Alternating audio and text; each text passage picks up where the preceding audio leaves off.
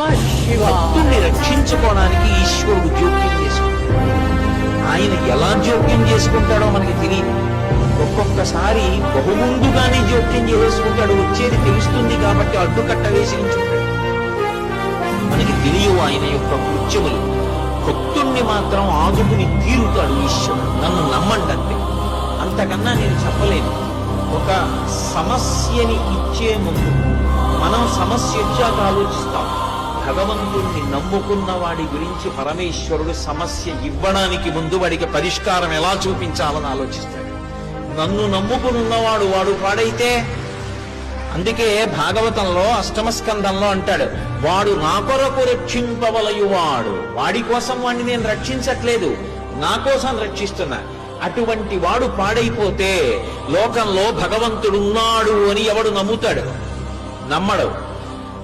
నేను ఉన్నాను